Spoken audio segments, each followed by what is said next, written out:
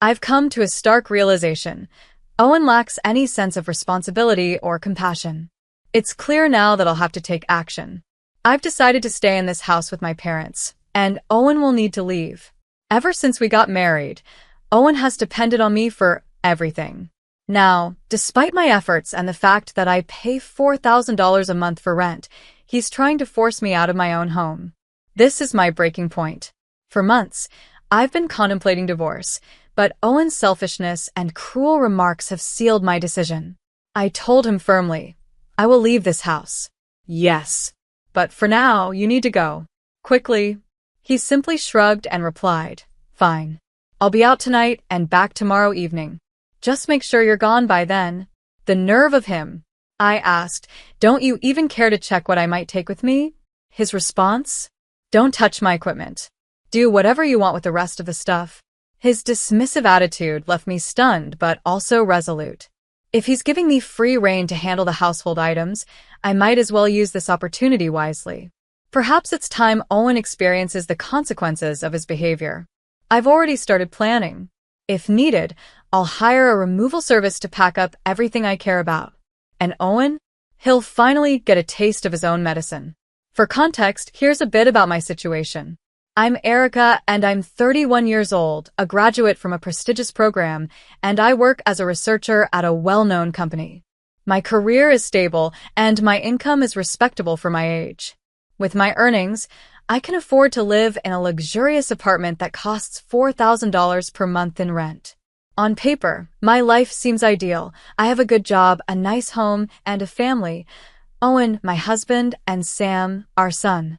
To outsiders, it may appear that I have it all. I understand there are people who struggle with basic necessities, who don't have a roof over their heads, or who are elderly and live alone. In many ways, I am fortunate, and I don't take that for granted. However, my life isn't as picture-perfect as it seems. The truth is, the $4,000 rent weighs heavily on our budget. Even with my decent salary, it's a substantial financial strain. What makes it worse is Owen's refusal to contribute meaningfully. If he had a proper job, we wouldn't have to struggle like this. But Owen, at 32 years old, is still chasing a dream of becoming a musician. I once admired his ambition. He was somewhat popular in his early days, performing at various events and live houses. But let's be real, entertaining a few hundred people here and there doesn't pay the bills. His income from part-time jobs is unstable, and his dream of making it big as a musician feels more like a fantasy now. Meanwhile, I'm left shouldering all the responsibility. Instead of working toward a stable future for our family, Owen clings to his dreams, leaving me to deal with the harsh realities of life. He dismisses my concerns as if I'm nagging. When I mention the financial burden, his response is always the same. You sound like an old woman with all your complaining. But I'm not complaining. I'm stating facts. I've been patient, supportive, and understanding, but my patience has run out. I've carried this marriage and our family on my shoulders long enough. Owen's refusal to change has forced me to make a choice. Divorce is no longer a distant thought. It's my way forward. I deserve a life where I'm not constantly worrying about rent or being belittled for speaking the truth. My son Sam and I deserve better. It's time to put my well-being first and let go of a relationship that's only holding me back. In the end, I know this decision is for the best. I'm capable of building a happy, secure life for myself and my child without Owen dragging us down. And if that means starting over, so be it. This is my chance to reclaim my independence and create a future where I feel truly fulfilled. When I was younger, I saw Owen shine as he chased his dreams. He seemed amazing, full of promise. When I got pregnant, he said, I'll work hard for our future child. I was only 20 when we got married and started a family. I thought getting married meant he would give up his music dreams and focus on building a life with us. At first, I felt bad for questioning his choice to stick with part-time jobs and his dream of music. I didn't want to make him feel like he had to give it all up for the family. But after our child was born, everything changed. Owen still kept going with his music and part-time work as if nothing had happened. I couldn't take it anymore. One day, I warned him, How long do you plan to keep working part-time jobs? You're almost 32. People your age are building careers. Owen just replied, I have my own way of living. Don't compare me to others. I couldn't believe his answer. Your words sound good, but they don't mean anything. If you want to talk about living your way, then start by helping out with the household expenses. He tried to justify himself by saying, when I become famous, I'll make up for the money I'm not earning right now. I snapped back, stop dreaming and face reality. Owen had no answer to that. Eventually, he took up a part-time job, but even then it wasn't enough. Earning $2,500 or even $13,000 a month would have helped, but Owen didn't stop talking about his dreams. You're being too noisy, he'd say. Times have changed. There are lots of ways to succeed without signing with an agency. I'm not just dreaming anymore. It's just that my name isn't well known yet. Companies hold all the power in advertising, but I'm making progress, even if it's slow. I didn't know how to respond. It's all so confusing to me. When will he realize it's all just an illusion? Owen's band already broke up, and the other members have moved on. Some got married, and others found steady jobs. I think Owen should do the same, but he says things like, giving up your dreams is pathetic. I don't see it that way. I think choosing to give up your dreams for the sake of your family is a meaningful and responsible decision. Is that so wrong? When I was pregnant, Owen promised he'd work hard for our child. But now I see what he really meant. He'd keep working hard at his music career. I keep hoping that as our child grows, Owen will finally face reality. Did you buy expensive clothes again? I asked. Looking good is important for my job, he replied. I couldn't believe it. He hasn't made a single dollar from music yet, and here he is talking like he's a star. It's been 11 years since our child was born, and Owen is still working part-time. Now, at almost 32, he spent years chasing his music dreams without any real success or achievements. Instead of earning money, he spends more and more on expensive clothes and music equipment.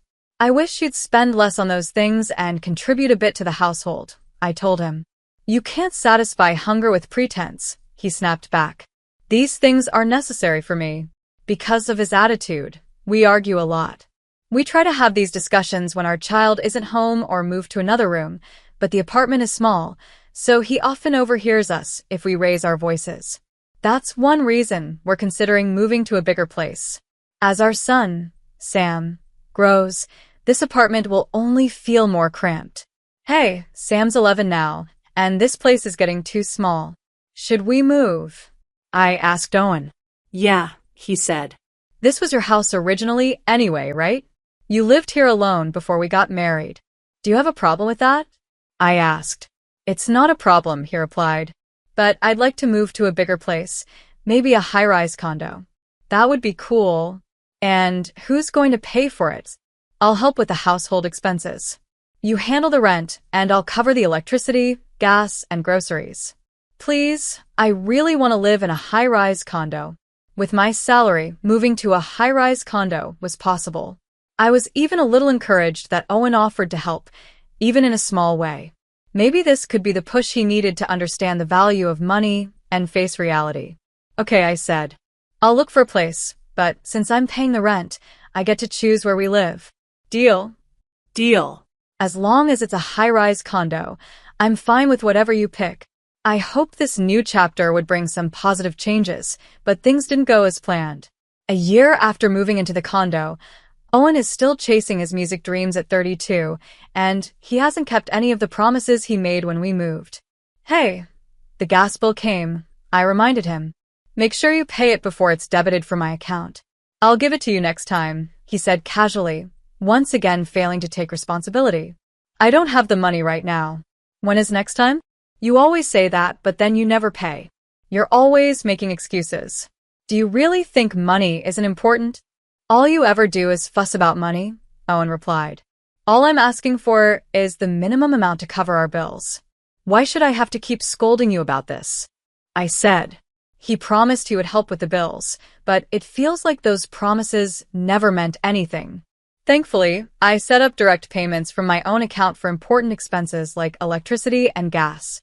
If I hadn't, Owen might not have paid them at all. Every now and then, though, Owen does leave some money behind. Once, I found $100 on the living room table while he wasn't home. It wasn't even close to enough, but I thought maybe he was embarrassed to give it to me directly. For a moment, I wondered if this was his way of showing he cared. Maybe he was trying to be considerate? I quickly realized I was wrong. I still hadn't received a share of the electricity bill for the month. I do pay sometimes, don't I? Owen argued. It felt like he only gave small amounts of money to make himself feel better about not contributing. And then there were the lies. One day, he said, I want to take my parents on a trip. Can you lend me some money? How much do you need? I asked. $100 should be enough, he replied. I handed it over. But deep down, I knew he wasn't taking anyone on a trip. Owen has a habit of lying when he wants pocket money. I know this, and he knows I know, but we still go through the motions. He probably uses the money to treat his friends or show off. Meanwhile, the rent for our high-rise condo is $4,000 a month. It's been this way for 5 years, and I've been struggling to cover it. I thought moving here might inspire Owen to take work more seriously, but he keeps letting me down. I can't save any money in this situation. I'd much rather use the money for something meaningful, like our child's future or retirement. I've thought about divorce before, but now I'm starting to think seriously about it. Then Owen said something that made my decision clear. Hey, we have an unused room, right? I was thinking of clearing out the unused room and making it a space for my parents. What do you think?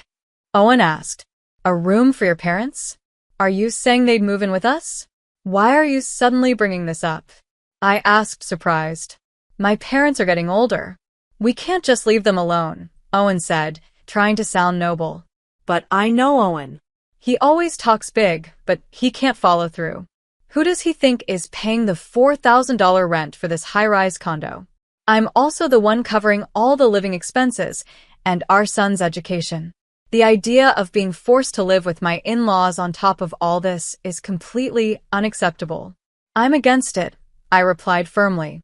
Don't answer so quickly. Think about it for a while, he said. I have thought about it. My answer is no, I said again. Why are you being so stubborn? What's wrong with taking care of your parents? Are you telling me to abandon mine? You're heartless, he snapped. To someone just listening to this conversation, I might sound selfish, but that's not true. The problem isn't his parents, it's Owen. If his parents move in, I know exactly what will happen. Owen will dump all the responsibility of taking care of them on me. I'm already doing everything for this household. I cannot, and will not take on even more. I will not live with your parents, I said firmly. Owen glared at me. I see how heartless you are. Fine. I'll live here with my parents, so you need to leave, he said angrily. I couldn't believe it. Ever since we got married, Owen has been completely dependent on me. And now, he's trying to kick me out of the house, even though I'm the one paying the $4,000 rent every month. His words made me realize how helpless and irresponsible he truly is. I've been considering divorce for a while, but now I'm sure. His unreasonable demands and selfishness have made my decision clear. Fine. I'll leave the house, I said. Good. Pack your things and get out quickly. I'm going out now, but I'll be back tomorrow evening. Be gone by then, he said coldly. Are you sure you don't want to check what I'm taking with me? I asked. Don't touch my equipment. Do whatever you want with the rest, he replied before leaving the house. Now that Owen was gone, I realized I was free to handle everything in the house. As I stood there thinking, my 15-year-old son, Sam, came out of his room. Mom, I'll help you pack. And I'll go with you too, he said softly, trying to comfort me. It broke my heart. Whenever Owen and I fought, Sam would quietly go to another room to avoid the tension. As a parent, it hurts me deeply that my child feels like he has to tiptoe around these situations. When Sam was younger, he loved playing with his dad and didn't understand what was really happening. But as he grew older, he began to see the truth. Now he supports me in ways no child should have to. Where should we start, Mom? Sam asked. Start with your own things, I said. I have something else to handle. I just want to give him a little shock, I thought as I grabbed my phone and made a call. Hello. I'm sorry for the last-minute request, but could you help us tomorrow? After packing up what we needed, my son and I decided to stay in a business hotel for a while with just the essentials. We would have to find a new place to live soon. That evening, knowing Owen would call, I placed my phone on the table and waited. When it rang, Sam and I looked at each other, and I picked it up. "Hey, what's going on? What are you doing?" Owen shouted on the other end. "What do you mean? What's the problem?" I asked calmly. "All my clothes and equipment are here, but everything else is gone. Where are the tables? The fridge? Did you take them?" "No," I replied. "I called a junk removal service to get rid of everything. By now, it's probably already been burned." "Sam, are you there too?" Owen asked, sounding even more panicked. When Sam spoke up, Owen seemed completely caught off guard. He probably didn't expect Sam to still be around and was shocked to find the house nearly empty. "What do you mean everything's gone?" "The furniture and appliances, those are marital property," he said angrily. "You told me I could do whatever I wanted with everything except your equipment," I reminded him. "So I did just that. How am I supposed to live now?" Owen asked, his voice full of frustration. "If you need furniture, you can buy new ones. For now, maybe use your amp as a chair or wrap your guitar in a towel for a pillow," I replied with a hint of sarcasm. "That's not funny." How could you do something so nasty? He snapped. "We're getting a divorce," I said firmly. "Yes, I understand," Owen replied. He sounded like he expected me to be shaken by the mention of divorce. Maybe he thought this was just another argument that would eventually blow over. But I had already made up my mind. His words didn't scare me. They only made me feel more certain about my decision. In fact, I was almost relieved that he brought it up. "Really? You understand?" "We're getting a divorce," I repeated, making sure he knew I was serious. "You don't have to say it so many times." "I understand," I said coldly and calmly, making it clear that this was final. Owen must have realized that the divorce would hurt him more than it would hurt me. He seemed flustered, unsure of what to say next. Normally, he'd apologize and back down, but this time, he couldn't. Maybe it's his stubborn pride as a musician. He can't admit defeat. But I know Owen too well. Once he says something, he doesn't take it back, even if he regrets it. At first, Owen acted like he had everything under control, but now it all seems ridiculous. "We'll talk about the details of the divorce later," I said. "You're planning to live in this house with your parents, right? Should I go to the real estate agent first to update the contract?" Owen hesitated. "Yeah, but if the contract is changed to my name, the divorce can't be undone." "This is your chance to apologize," he said, his voice shaky. It felt like a weak, last-ditch attempt to stop what was happening. Maybe he thought my decision to get rid of the furniture and appliances was part of some master plan to force a divorce.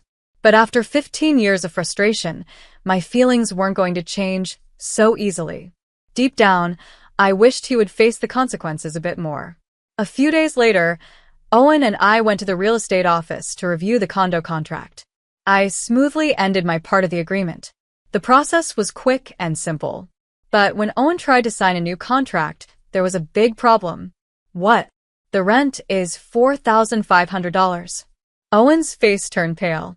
When I first signed the contract for the high-rise condo, Owen left everything to me, choosing the property, negotiating, and signing the paperwork. He never even asked about the details, so he had no idea how expensive it was. "There's no way I can pay that rent, even if my parents help," Owen said in shock. Apparently, after I left, Owen planned to rely on his parents to share the cost of the rent. He assumed that between the three of them, they could manage it. But the actual rent was way more than he expected. Since his parents are retired and only have their pensions, and Owen is a part-time worker with an unstable income, it was clear they couldn't afford it. I had already seen this coming. "You've been paying this much every month?" Owen asked, stunned. "Yes," I replied. "I've been paying it the whole time. Because you don't work, we haven't been able to save anything. I can't handle a contract like this," Owen admitted. "Don't worry," I said calmly. "I don't think you can handle it either." "What do you mean?" Owen asked, looking confused. He seemed so overwhelmed that he didn't even understand the basic requirements for renting a property. I turned to the real estate agent. "Excuse me, Is it possible for someone with an irregular income of $2,500 per month to qualify for this contract if their parents cover the difference? The agent shook their head. No, that would be very difficult. The applicant needs to have a stable income to qualify. I looked at Owen. See? I told you it wouldn't work. You wouldn't be able to pass the screening. Owen sat there in silence, realizing for the first time just how far out of his depth he was. The real estate agent, hearing our conversation, probably realized we were about to separate. He gave a small, uneasy smile, but didn't say much. So, what do I do now? Owen asked. If you can't sign the contract, you have no choice but to leave, I said. There's no other option since I've already canceled my part of the contract. Owen looked shocked. Wow, you've done something ridiculous again. Owen, who likes to call himself an artist, doesn't have much self-esteem, but he loves to show off. This situation must have been a huge embarrassment for him. With his low income, our pending divorce, and now being outsmarted by me in front of the agent, his face turned red and sweaty like he had just run a marathon in the middle of summer. Ignoring Owen, I continued speaking to the agent. Since the contract can't go through, we'll need to move out right away, correct? I'm sorry for the trouble, but we don't have much left in the house. It's mostly just clothes and music equipment. It shouldn't take long to clean up. Can you guide me on the procedures for moving out? Owen interrupted. You knew I didn't understand the rent or the conditions of the house, and you still went ahead with all of this. What do you mean? I asked if you wanted to review the contract, and you said you'd handle it yourself, I replied. Whether you knew about my income or not, I thought there might still be a way to make it work. Owen said, clearly frustrated. Don't be ridiculous, I said calmly. I'm not leaving, Owen insisted. If you don't leave, I'll have to call the police, I replied. I don't know all the legal details, but you could be sued for trespassing or refusing to vacate. And since this isn't my property anymore, the real estate agency or the owner might get involved. It could get messy if a company reports it. The agent looked increasingly uncomfortable as Owen stood there in silence. You don't want to embarrass yourself any further, do you? Go home and pack your things, I told Owen. Without another word, Owen left the real estate office. I turned to the agent. I'm sorry for all the trouble. The house will be empty soon. If anything is left behind, I'll take care of disposing of it. Later, when the agent and I went to the condo, it was already empty. To apologize for the awkward situation and any inconvenience caused, I brought some sweets to the real estate office. The process itself went smoothly, but I could tell the agent was still a bit confused by everything that had happened. I'm truly sorry about how things turned out, but this situation brought the dreamy musician back to reality. Now, he has no choice but to face the real world. After he left the house, our divorce was officially finalized. Since neither of us had much money, me spending most of mine on rent and him barely earning anything, there was no argument over dividing assets. My son decided to stay with me. As for my ex-husband, he probably thought he could rely on his parents for support, but I had already closed that door. After being married for about 11 years, I reached out to my in-laws to inform them about the divorce and to say my goodbyes. I felt it was only right to keep them informed about the process. When my in-laws learned about all the things my ex-husband had done, they chose to step back and stop supporting him. They told him they wouldn't help him anymore until he found a stable job and became independent. Because of this, his plan to move in with his parents fell apart. Now over 32 years old, my ex-husband is finding it difficult to get a regular job after living so long as a freelancer. He continues to work freelance, but his income is still very low. He struggles to even pay rent for a small, cheap apartment. In this situation, continuing his music career is nearly impossible. This is the reality for my ex-husband, a man who achieved nothing. As for me, I've rented a new apartment where I now live with my son. Without my ex-husband, the rent is much lower, and I can use my money for more meaningful things. While I don't criticize people for chasing their dreams, I've found happiness in creating a comfortable and stable life for my son and me. This is what truly matters to me now.